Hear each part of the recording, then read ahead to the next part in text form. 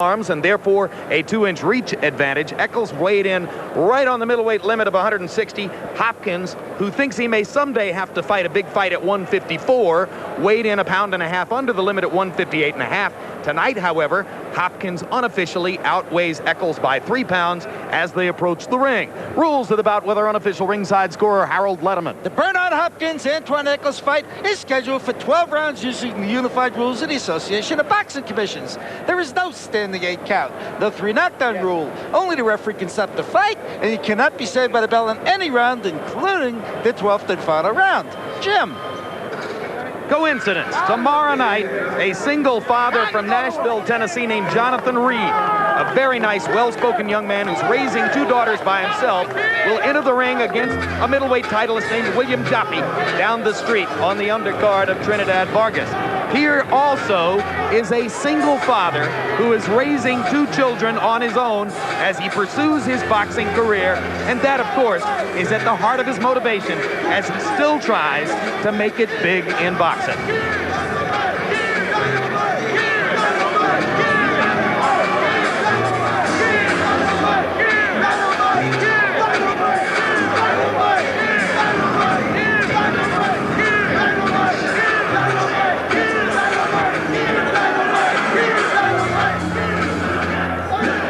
See all those belts in the background following Echols into the ring here at the new Venetian Hotel.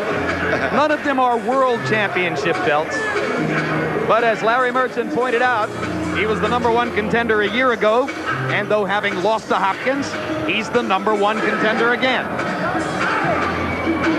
And a closer look at Antoine Echols. Again, this is his second mandatory in a year. He fired his trainer, Joe Goosen, just 3 weeks ago because he felt he wasn't getting the proper sparring or the proper work. And he is a big puncher, calls himself Kid Dynamite. One of those guys who's been motivated throughout his career by what he saw as an unjust loss in the amateurs. He was beaten in the 1992 Olympic trials by Raul Marquez, who was ranked #1 in the country in the weight class. But Echols reportedly in the fight had Marquez in trouble when a bell was sounded at the wrong time. Then there was a 2-minute delay to try to figure out what had happened. And to this day, Echols said that inappropriate bell and the 2-minute delay saved Marquez and kept him from going to Barcelona. And now here comes the executioner. The man in the black hood in the middle is Philly's own Bernard Hopkins. And Jim, at a press conference earlier this week, he delivered what he called the last meal to Antoine Echols. A cheese sandwich and some French fries before this execution, he hopes.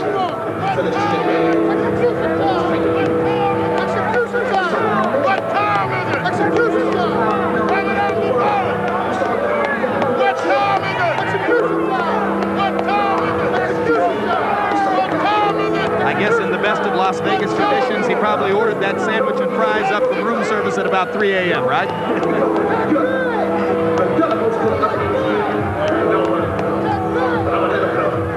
He really is a remarkable character, Jim. Even promoters who he has dissed have started to show respect for him because he's made such a fuss over being overlooked that he's starting to be looked at in a very favorable light now. He's brought that to himself. He's turned a negative into a positive. He's become such a statesman. He's such an intelligent guy. He's so likable that we haven't even mentioned the 4 years he spent in prison doing hard time because it's hard to see it as a factor in his life anymore. He's come so far from that. He's an entirely different person.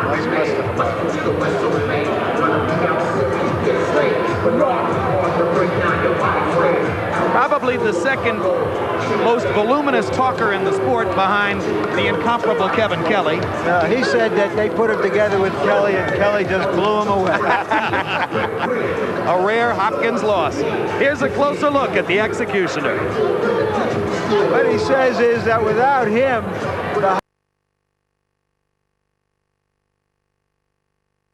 the boxing of Philadelphia would be dead. His goal now, 15 successful defenses of the middleweight title, never been done before. although Carlos Monzon did it when it was an undisputed championship. And he says when he achieves that, he'll be able to sell all the tapes and gloves that he now gives away for free. They're ready, we're ready. Let's go to Mark Barrow for the official introductions. Ladies and gentlemen, Arthur Palullo's Banner Promotions in association with the Venetian Resort Hotel Casino and Budweiser, the undisputed, undefeated king of beers, this Bud's for you, presents the HBO Boxing After Dark main event of the evening, 12 rounds for the IBF Middleweight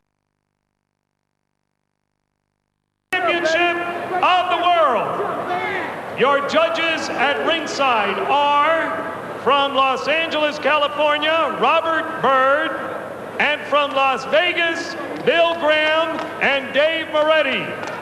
Your referee for this event, also from fabulous Las Vegas, Tony Weeks.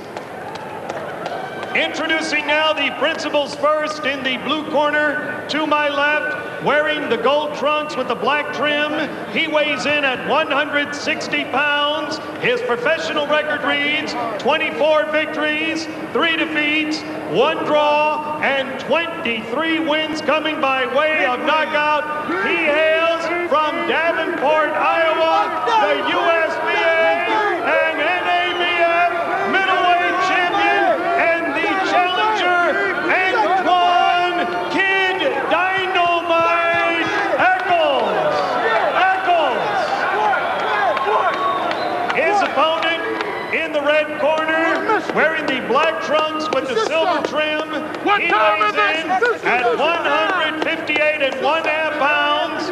His professional record reads 37 victories, 2 defeats, 1 draw, and 27 wins coming by way of knockout. He hails from Philadelphia, PA, the IBF middleweight champion of the world, Bernard the Executioner Hopkins. 12 rounds for the IBF middleweight championship of the world. Let's go 1 Chief second. Only 1 Chief.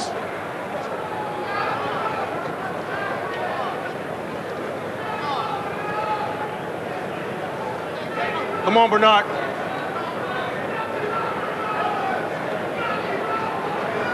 One Chief.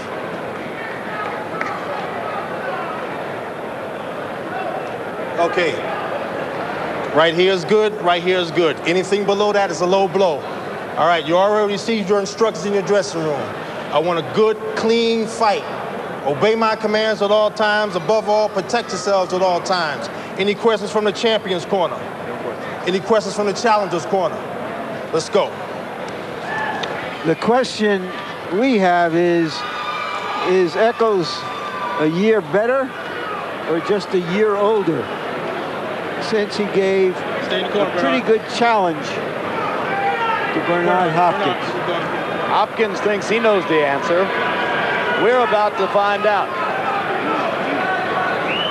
In Bernard Hopkins' tour of duty as the middleweight champion, this is the 3rd time that he has fought a rematch against one of his challengers. In both previous instances against Segundo Mercado and Robert Allen, Hopkins won the rematch more easily than he won the first fight. Yes, because he's improving. It's very, very balanced out fight. And he's a thinking man's fighter, Emmanuel. Yeah, he's becoming a complete prize fighter. And fights a lot different than the typical old stereotype Philadelphia middleweights, which is primarily punchers. He's become a very good boxer in addition to becoming always was a good puncher. Hopkins likes to point out that he's the only Philadelphia-born fighter to have won the middleweight championship. And there have been some great middleweights out of Philadelphia, but as Bernard points out, Joe Giardello was born in Brooklyn. So therefore, he's the only Philly-born one to win the middleweight title. Bernard pays attention to detail. Yes, he does. Joey Giardello was a Philadelphia fighter. No question.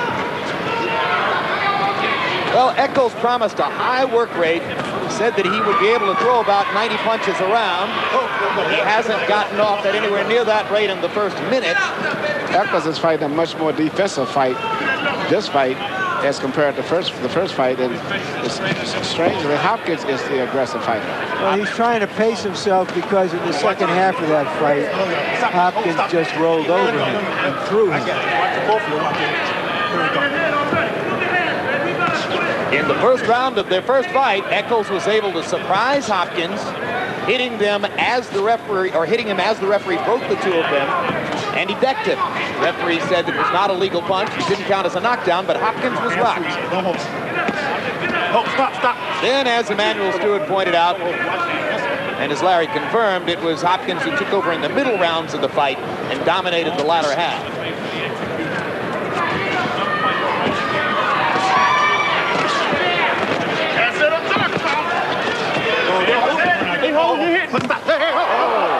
And he hits him on the break again. And Hopkins fires back. And Tony Weeks will tap. I want you both in the locker room. Cut the bullshit out. Both of you. Cut the bullshit out. Step back. Let's go. That's one of the official rules of boxing. Cut the bullshit. Yeah, but you know, sometimes in the heat of battle, when you got high-strung athletes, sometimes that happens. And I think that I don't think anyone did anything purposely in that situation. It just happened. And I think the referee made a good call. He just warned both of them without taking a point away.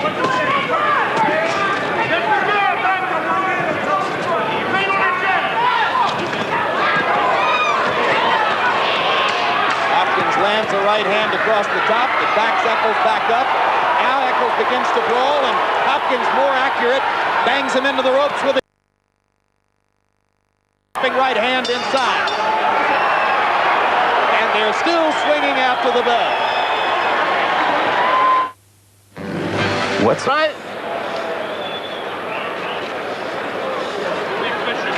Give us a Vaseline, man. I got it. Okay, you got me? Jab, jab, right hand. Keep control now. He's scared. He's scared, but cut him off. Cut him off. Simmer down, relax. Relax. Jab, jab, right hand. Okay? Jab, jab, right hand over top of his left. His jab, his left hand is low. Step back. Bam! Let's see what happened when they got into this tussle. Let's go. Now that's pretty nifty. From Davenport, Iowa, he complained to the referee. And while the referee was moving in, he took a shot at Hopkins, and Hopkins, like a Philadelphia fighter, took a shot right back at him. Echols said Davenport has some tough streets. We go along with the Mississippi River and a beautiful little minor league ballpark right by the river. I think Echols is trying to step it up a little bit now. He realized he's giving too much respect to Hopkins. But Hopkins, even though he's a little bit taller, he has this tendency sometimes to kind of lean in, bending over to the right, as if he's going into a clinch, and then to throw an effective punch. Quick right hand lead lands for Hopkins there. Hopkins' last title defense on HBO, last May in Indianapolis against a Canadian challenger named Sid Vanderpool, was a messy, foul-filled affair. And this one promises more of the same. A punch to the back of the head. Echols goes down. I didn't think he hit him that hard. It didn't seem like he hit him that hard to me. But nevertheless, it could have been a punch that he didn't see, because he was relaxed. He thought it was in a clinch. That was a definite foul, however, and I'm just wondering what the consequences could be here. Harold Letterman, what could happen here? Okay, Larry, there's no question it was a foul. At the very least, you should take 1 point and give the guy 5 minutes to recover from this. I wouldn't call it an intentional foul because it was in the heat of battle, but it certainly was a foul. Here we go. Time in. I mean, I would give him 5 minutes. Or I think did he take a point? He didn't take a point, and he didn't ask the guy if he wants to continue. He just said time in.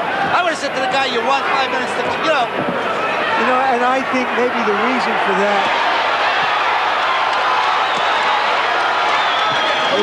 is what happened earlier in the first round, since they were both hitting after the bell, that the referee acted as though that was just a continuation of it. Or I I think he might have thought that Echols turned his back on the punch, that Echols turned away as Hopkins was firing, and therefore put himself in position to get hit in the back of the head. If it ends up getting into a brawl, I'm quite sure that Hopkins is going to have the advantage of that coming from Philadelphia. Well, it looks like it's going to be a messy brawl, and this referee, Tony Weeks, has taken a lot of flack from Boxing Insiders in the last week for what was perceived as sloppy handling of David Reed's win over Carino Garcia here a week ago. Well, he's in a rough situation tonight.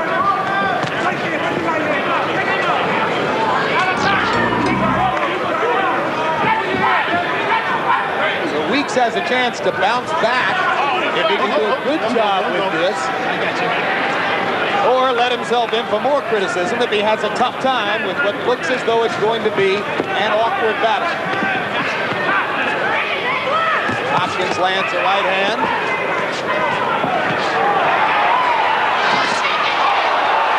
Another right hand lands for Hopkins.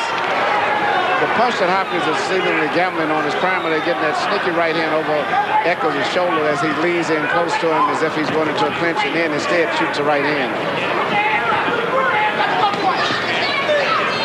More and more, it looks as though the fight will favor the man who can come up with unorthodox but effective offense. Yes. Bernard Hopkins' has great experience would stand him in good stead. Yes, and able to fight from different angles. Hey, keep holding. Sit down, sit down. I want you to keep doing a jab and right hand. Underneath, get dirty with this one, okay? Okay? Wake up, baby. Jabbing. Look, Jab, you're right doing hand. a beautiful left job, baby. hook. Oh, jab, right hand, left hook. Lower back. Right back in the head. You'll pick him off, son. You'll pick him off. Now you're getting that left hand to work right. Do what you know how to do best. That's right, right now. Just jab. Doing a good Stay in job, the center of the ring, baby. Let's take a look and see that rabbit punch and whether it was because of a, well, clearly a foul. This was not a case of Bernard Hopkins or Echols turning away from him in mid-punch. Yep, you're right. Then he couldn't stay in the corner. That was clear on the replay.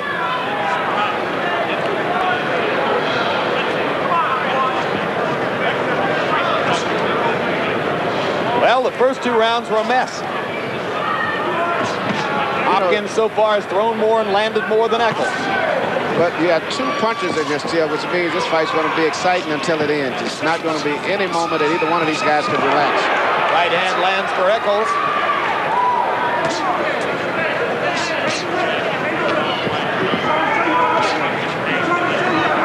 As the fight progresses on, I think it's going to be much more similar to the first fight, where the vast experience of Hopkins is going to be a much bigger dominating factor. There's that sneaky right hand you talked about, Emmanuel. He's going to continue to keep shooting the short right hand over the shoulder. He's barely missing, but as Echols gets tired and his judgment falls off, you're going to find him connected with the right hand more often.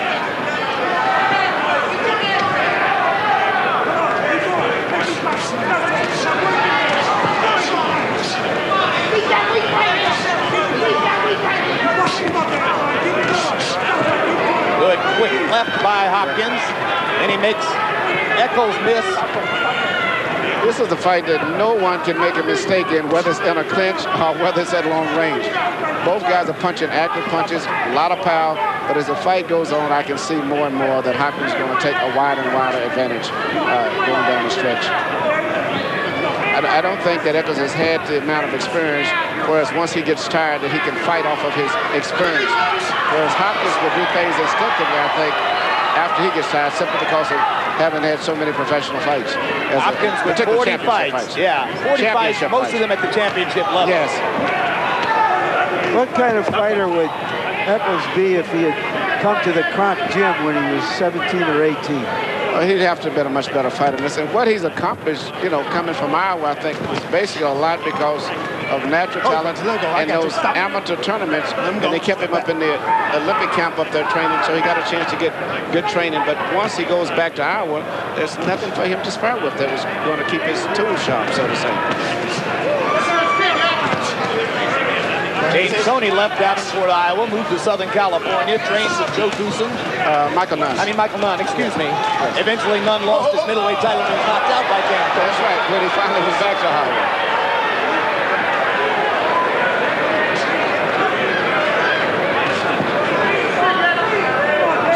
Both Nunn and Tony still fighting, incidentally. Yes.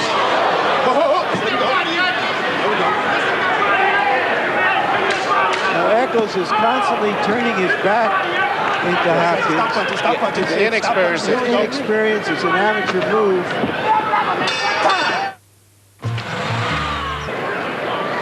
Echols has a skirt over his trunks.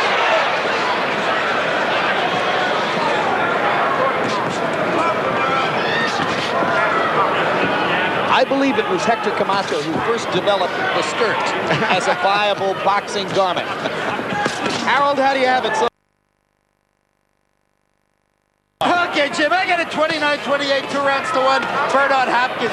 He usually won the first 2 rounds with a lot of clean punches, but then he just gave the 3rd round away. He didn't punch. Echols just came out and jib, and Bernard waited. I don't know what he was doing in the 3rd round.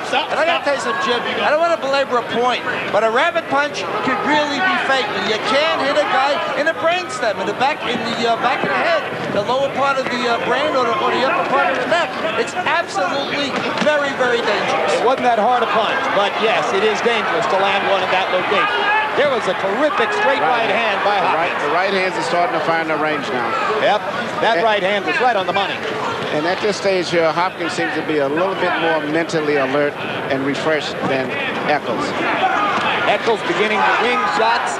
Hopkins will find some openings up the middle as he does. Yes, he's going to take advantage of a lot of mistakes that Echols is making. You can see Hopkins starting to capitalize on him now.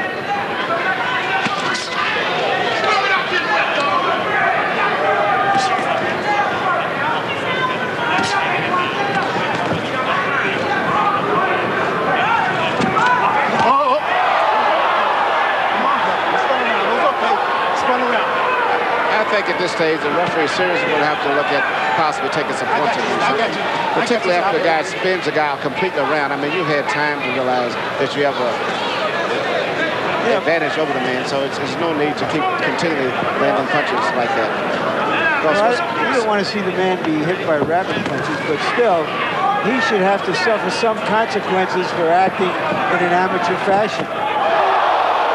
Right hand as Echols gets himself out of position with what Larry accurately called amateurish ring generalship. So Hopkins has landed 2 devastating punches in this round. At this stage, Hopkins feels he has complete control over the fight. Even though Echols is still very dangerous, he feels himself that it's just a matter of time. Stop punching, stop punching. But in some ways, if a guy is strong, and Echols is, the more awkward he is, the more dangerous he can be. That's very correct. But I think the biggest danger that Hopkins has is possibly putting himself in a position to get disqualified. Although since Tony Weeks hasn't penalized him yet, you figure he's a distance away from that. That's right. If he continues to keep hitting him as soon as he gets him to turn around, sooner or later the referee's going to start taking a point. And if Echols goes down, he may end up having to disqualify him. Okay, you with me? Be with me, son. Be with me. Be with me, son. Be with me. Okay, I don't want one punch. I want combination of punches, son. Don't worry about one shot. Run them shots inside. Run them in there. Round 5. I love round 5. One of your favorites, huh? I'll tell you what, round 6 won't be bad either. Suck it up. You understand? And you see the man is showing you the right hand. Don't pull back from it. Antoine, if he gets you on the rope like that, the referee ain't calling no points, okay? So you hit him in the back of the head too, okay? You gotta get... Bernard Hopkins throws that right hand from every place in the ring. Stay in your corner, Bernard. Stay in your corner. Stay in your corner. Echols paid for turning 90 degrees away from him, right into the punch. And by CompuBox numbers, Hopkins landed 54% of his power shots in that last round. Emmanuel, you talked about the possibility of Hopkins, who's in control of the fight, getting himself into a position where he could be disqualified. Last fall in Detroit, when your man Prince Nassim Hamed body slammed Cesar Soto. Was your heart in your throat? Yes, because it was very obvious and flagrant.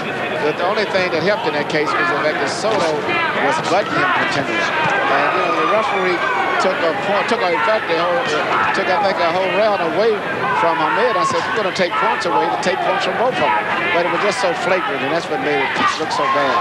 But in this case here, both of these guys are big punchers, and they both like to throw the right hand, but both guys are pretty good at countering when you miss with a right hand, particularly Hopkins. So if you throw your right hand at Hopkins, you're taking a big risk of getting countered with the right hand also.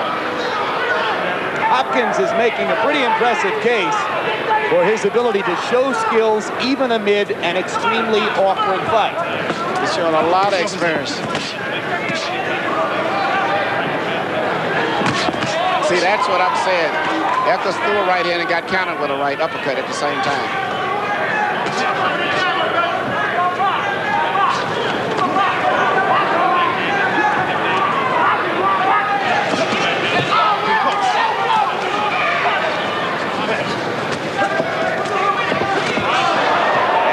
Echols gets himself out of position, and Hopkins lands a little right hand.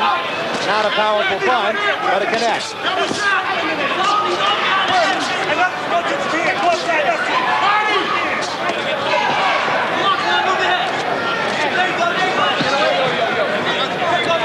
Well, this is not pretty.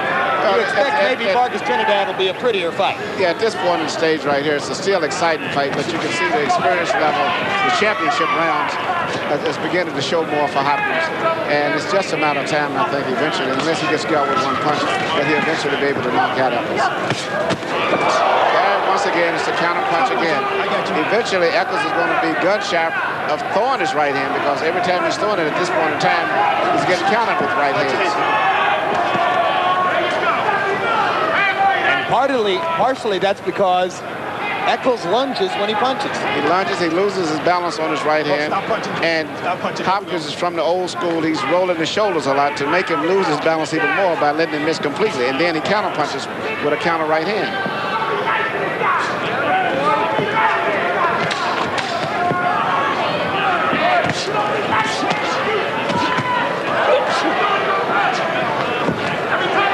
Recent Ring magazine listing of the 20 greatest middleweights of all time, they listed Hopkins 16th. Draw it up, draw it up. Put me on my shorts. Sit down, look, son, you're trying a little too hard in there. Let's go back to your boxing skills. You can box, come to the center of the ring, double those shots up and give me the shot I'm looking for. That's all. You got to get dirty with him. Hit him back in the cover. Okay, sure. Okay? Hit him back in the cover. You understand what I'm saying? Let's go. Okay. Now pick up your pace. Stay in your corner. Let's go. Round 6 of a scheduled 12. Bernard Hopkins looking to extend his streak of successful middleweight title defenses to 12. Another right hand counter by Hopkins off of a right hand by Echols. And as Echols pauses to try to talk to Tony Weeks, Hopkins hits him, and Echols retaliates by body slamming Hopkins. And Hopkins is acting as though he's really hurt his shoulder badly. He seems to be in agony there. He landed directly on that right shoulder. Bernard is faking. Well, you could easily get a separated shoulder there. Although Antoine Echols is telling our ringside camera across the ring that Hopkins is faking right now. Harold Letterman, give us some more of your input here. Jim, without question, Bernard Hopkins is going to win this fight by a disqualification. At the end of 2 rounds, we heard Echols' second tell him, go out and foul him. And he just picked him up and dumped him. And Bernard may have a dislocated shoulder without question. Absolutely, Antoine Echols should be disqualified. No ifs, ands, or buts about it. No scorecards. It's a disqualification for Echols, for Hopkins. And that's all there is to it. Unless, of course, Hopkins chooses to fight again. And it's hard for me to imagine that he would after this. I doubt if he's going to fight anymore. And, you know, it was such a flagrant, much as we were saying with Hamed. And I'm quite sure he's not faking it because he was winning the fight. No, it's totally intentional, the foul. Well, a lot depends on the condition of that right shoulder, which is what he landed on. Evidently, he's elected to fight.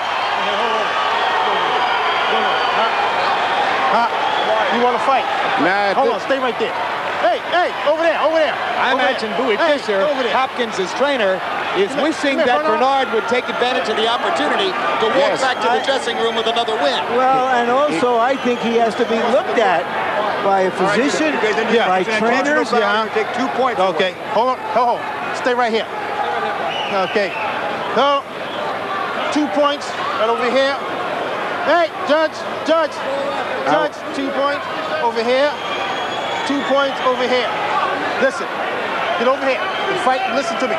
The fight is going to continue. When they hit me behind my head, you didn't do nothing. Hold on. The fight is going to continue. Both of you guys are flirting with disqualification. Okay, you cannot pick up. Listen, because you cannot pick somebody up and just throw them down. Now listen. The fight is going to continue. We're going to keep it clean. Hold it right there. Stay right there. Listen to me. The fight is going to continue. You listen to me, Bernard. You could be disqualified too. You hear me? Listen to me. You could be disqualified too. So listen to my commands. Okay, here we go. Time in. Let's go. I wonder whether this is a little vainglorious by Hopkins. Yes, I would have liked if I saw a doctor to look at the shoulder to see some movement in the right shoulder. Because at this stage here, I don't know really what the condition of the right shoulder is. I find myself wondering what happens a round from now if the shoulder stiffens up and he can't go on. It's going to be very interesting. And also, in his state of mind, he may do something himself flagrant back to Echols and possibly put himself in a position. Guys, Bernard Hopkins hasn't thrown a right hand since he stood up. Harold Letterman, what else? Jim, let me tell you, a doctor did take a look at Hopkins. That was the female in the ring. Was Dr. Margaret Goodman. She did check out Bernard Hopkins, and Bernard said he elected to fight, so she let it go. But Tony Weeks called it an intentional foul, and Bernard Hopkins gets 2 points that they took from Antoine Echols for the intentional foul. But he has not thrown a single right hand in more than 40 seconds of boxing since he stood up. Jim, under the rules, okay, if the fight gets stopped before the end because of the intentional foul, because of the shoulder injury, Antoine Echols can't win the fight. If he's ahead, the fight's a draw, and Hopkins keeps the title. So if a round or two from now, if Hopkins says, you know what, my right shoulder's stiffening up and I can't fight, he could still win by DQ. Absolutely. They go to the scorecards. If Hopkins is ahead, he wins. If Antoine Echols is ahead, it's a technical draw. If it's a draw, if it's even, then it's a draw. Could that be why Hopkins chose to continue fighting Emmanuel? Because he figures he's well ahead on the scorecards anyway? And I don't think he was aware of the rule. I think he really is just upset. He's angry and he wants to get even. And he still hasn't thrown the right hand. No, he has not thrown that right hand. It's like he's going to say, okay, I'm going to show you what a Philadelphia fighter can do. I'm going to beat you one-handed now. He's put on a beautiful display of boxing at this point in time, but sooner or later, the right hand is going to probably have to be a factor in the fight. Dr. Margaret Goodman asked Hopkins if he was okay. He said his shoulder was fine and he wanted to fight. He has not thrown a right hand since standing up. Pop the chain! Pop the chain! Pop the chain!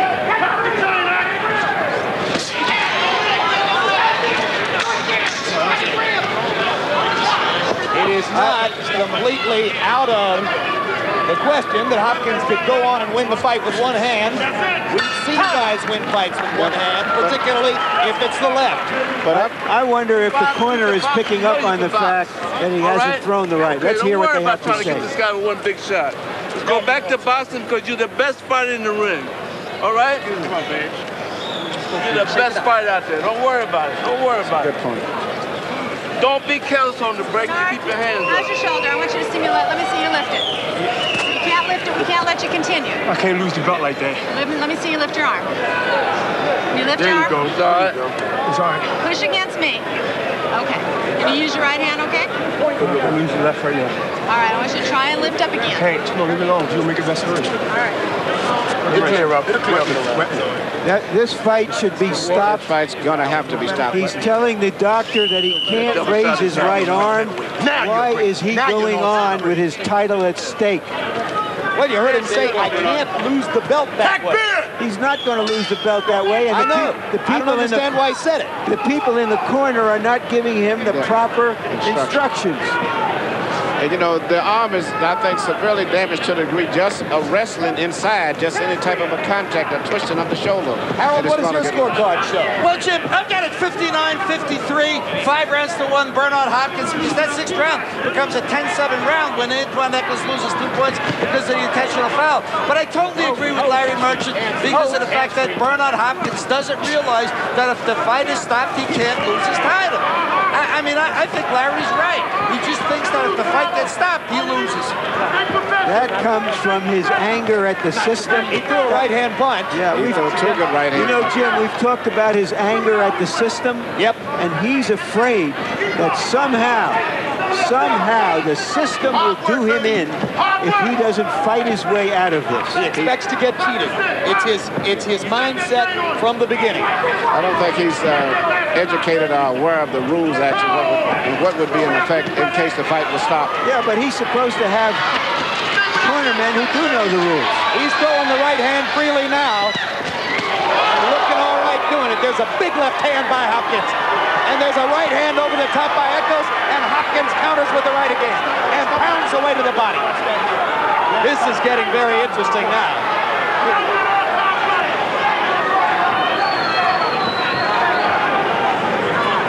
You know, I think when I'm watching Bernard Hopkins, I think of something that the great Gil Clancy once said about old-time fighters. He said they were hard men. Hard on the inside. And Bernard Hopkins is a hard man. This is a very impressive fight for him, I think, to the public. Four more right hands by Hopkins, and the last one stunned Antoine Echols. Well, I guess we don't have to worry that his arm's going to fall off. Echols throws Hopkins down. Hopkins looks at Tony Weeks. Weeks is going to let that one go. Now Echols stands in the corner as though disgusted with something. Why should he be disgusted? He didn't get penalized for that. He probably was thinking he was going to take another round from him.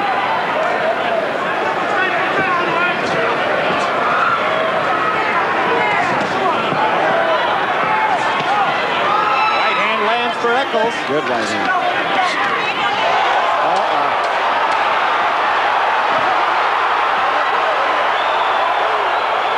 A knockdown for Hopkins. With the left hook.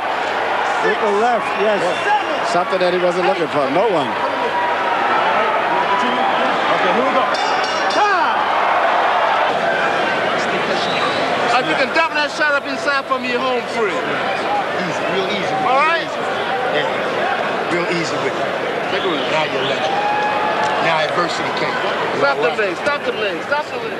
He's been using his left hand so much, suddenly the right comes in there, and it's followed by the left. Well, it started with a left hook that I think Echols had just finished an exchange. Well, and Echols was hurt, and Hopkins had the sense to jump on him. Yes, he did. Experience. In round 7, time. Over there. And perhaps fighting with a compromised right shoulder, Hopkins landed 25 of 39 punches, including 22 out of 25 power shots. Now there's a delay as they get rid of a wet spot in Echols' corner. And incidentally, Harold Lutterman is right. There is a second in Echols' corner who told Antoine to foul after the second round. I missed that. They told him to hit him in the cup. And in reference to previous fouls, he said, "You're doing a beautiful job." I'm sorry I missed that. I've never heard anything quite like that. A hard right hand by Hopkins wobbles Echols again. Bernard Hopkins is looking for a very satisfying knockout in this fight. Stop punching. Here we go.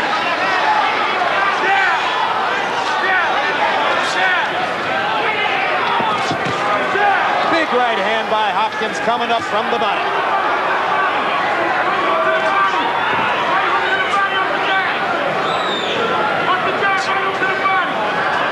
Echols' balance is bad enough to begin with. When he gets wobbly, it looks like he's going down all the time. But he takes a good punch, evidently. Got a good feel. And he's still dangerous himself. The only thing that's still, to me, my biggest concern is someone still may do something to get disqualified.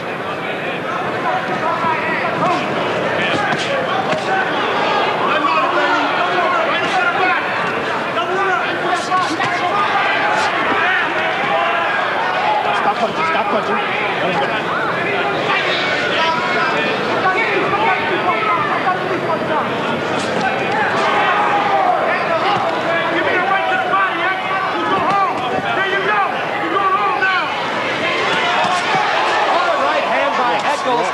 Countering off the ropes, but Hopkins just keeps coming.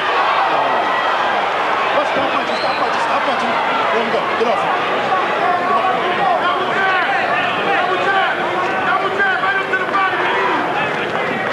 That's probably the most discouraging thing that's happened to Echols in the fight, to finally get a right hand in. And the next thing that happens, he gets hit by a right hand.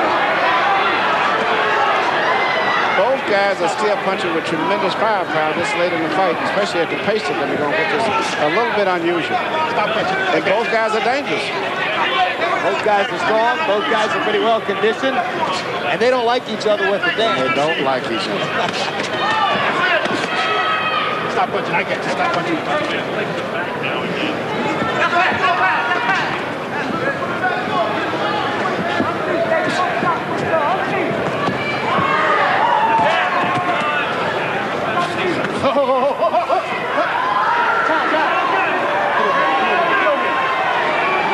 One point, hold him behind the head. 1 point, hold him behind the head.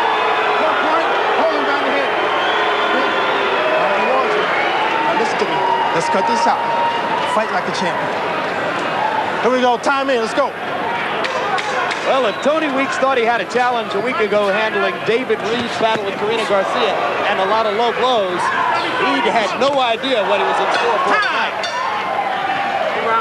This has been something. Last round, losing a point for holding and hitting. And now there's a delay.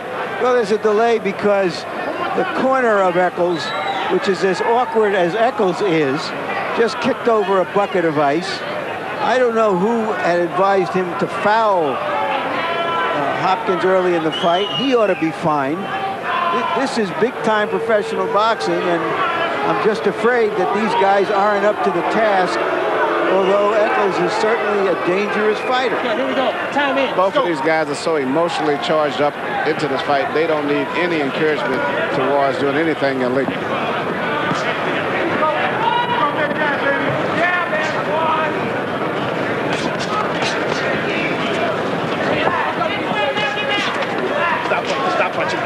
Now, what does a fighter think when he comes back to the corner after 8 rounds of this and his trainer says, you're in control of the fight?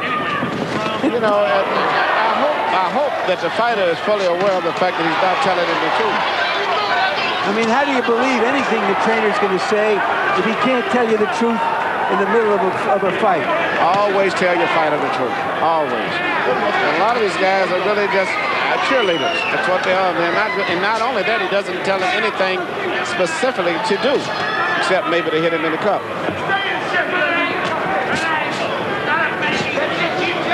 Oh! Hopkins very close to another rabbit punch. But he missed. And Weeks pulls them apart. There's a pattern that has existed throughout the fight. Echols tries looping right hands. Hopkins counters them with straight right hands. Counters them with a counter right hand. But I think both guys have surprised me with their ability to take a punch. Stop punching, stop punching. Action. Right hook. Right hook to the body, action. Go off his hand.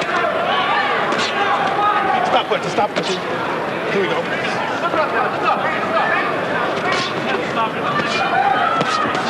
Bully, Max! Bully! Stop punching, stop. I got you. Bully, Max! Bully, right there! Bully, Max!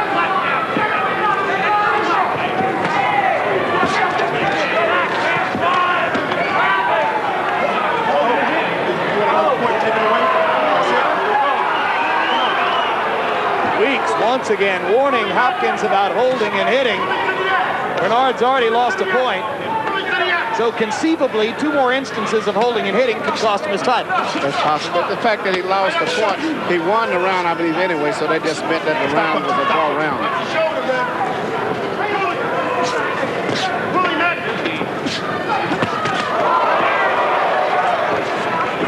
Great right hand by Hopkins landed. Echols trying to come back to the body. Stop touching, I get you. You better be in condition if you're going to go in against Antoine Echols, who will test you in every way. Yes, it is. And I tell you what, after this fight here, the last thing that Hopkins wants to look up and find is that Echols is mandatory again next year. That's for sure. Corruption. Yes, they would never have an easy fight between the two of them. Bernard smiling as he goes to his corner. Get your mind on your job. Keep your mind on your job, all right? How could it only be round 10? I want to see Feels like about 30 rounds. Continue to box. Don't be trying to pop him out there with one shot. You're the best out there. This is round 10. I like round 10. I really do. It's a famous and legendary round. Remember round 10 of Bo Holyfield won in 1992? This round 10 should be every bit that good, based on what we just saw there. That's exactly what I was thinking about. Underneath sure and over. Okay, we grab that hand and break away with the other hand. You got a dog him. You got a dog him, baby. You got a dog him. You understand? Okay, you got a dog him. They're not giving Echols any specific instructions. It's always to dog him, to hit him below the belt. You're doing great, baby. He's scared of you. Well, and he fired Joe Goosen 3 weeks ago because he felt abandoned by Goosen when Joe brought Ben Tacky here for his fight on the undercard of Louis Tua. So he's with the men he's been with for a long time out of Davenport. Hey, Harold, how do you have it so far? Okay, Jim, in round 8, when Bernard Hopkins lost the point for holding behind the head, that became a 9-9 round because they thought Bernard Hopkins won the round, so he loses the point. So, 7-1, 1 even, 88-79, Bernard Hopkins. And look out, Echols is about to land in our laps. Now he goes to the other side. Kid Dynamite is getting blown up. This is a definitely exciting and dramatic fight because anything can happen in this tonight. Let's see if Bernard deducts a point from the referee. Yeah.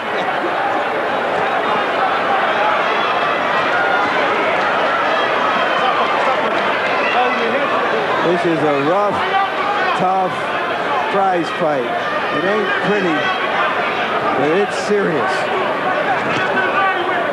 Now, Echols is trying the same move that Hopkins has been using on him all night now.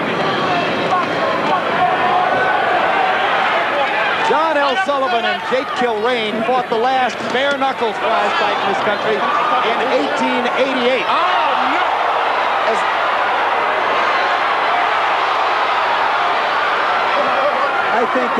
I don't think he wants to fight anymore. The referee did the exact right thing. He stopped fighting. He was looking for help from the referee, and Bernard Hopkins jumped him.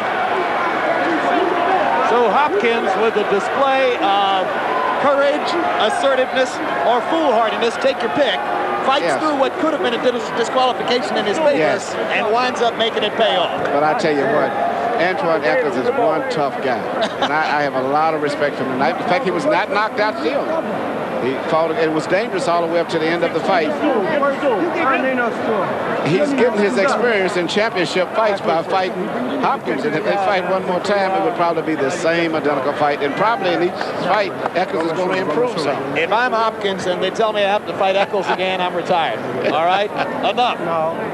What else do I have to prove? That, incidentally, is the 12th consecutive successful middleweight championship defense for Hopkins, which ties him with Marvin Hagler 2 away from the record held by Carlos Monzon.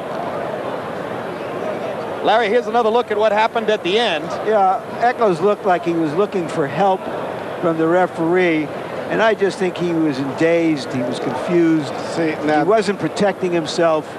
But the referee could have taken advantage of the first blow that landed and actually took points away. But there was Hopkins. no reason for it. He hadn't granted him timeout. Yeah, there was no timeout, no stoppage of any kind. Maybe Echols didn't know that, but it didn't look like a foul of any kind to me. No, I think Echols was looking for a way out. He was spending more time talking to the referee than he was fighting it. The time, 1 minute, 42 seconds of the 10th round. The referee stops the contest.